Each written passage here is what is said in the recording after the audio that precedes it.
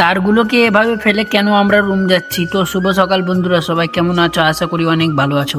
গত দুদিন ধরে বৃষ্টি হওয়ার কারণে আমাদের রুমে জল ঢুকে কি অবস্থা হয়েছে দেখো। তাই তিরপাল আর সবগুলোকে উঠিয়ে দিলাম, পুরো দিনে শুকিয়ে যাবে। সকাল সকাল মুখ ধুয়ে খাবারে আলু বেগুন তরকারি ভাত খেয়ে চলে আসলাম সামান লোড করতে। সামান লোড হয়ে যাওয়ার পর যাচ্ছি কামের সাইড। প্রথমে এসে ট্রাক্টর দিয়ে পোল শিফটিং করছে, আর শালা পোল শিফটিং করতে করতে গাড়ি ফাঁসিয়ে বসে আছে। দেখো, যত গাড়ি টানার চেষ্টা করছে তত বেশি গাড়ি গর্তের মধ্যে ফাঁসছে। তারপর আর কি, ফোন করে ডাকলো অন্য ট্রাক্টরকে। দেখতে দেখতে ট্রাক্টর চলে আসলো। তারপর দড়ি দিয়ে বাঁধা হচ্ছে ট্রাক্টরকে। বাঁধা হয়ে যাওয়ার পর দেখো কত সুন্দর ভাবে ট্রাক্টর বাইরে চলে আসলো।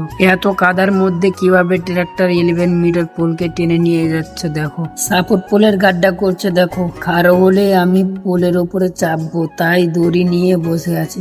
গাড্ডা করতে করতে পানির পাইপ ফাটিয়ে বসে আছে দেখো। সাপোর্ট পোল খাড়ো হবে না, তাই এখন খাড়ো হওয়া পোলকে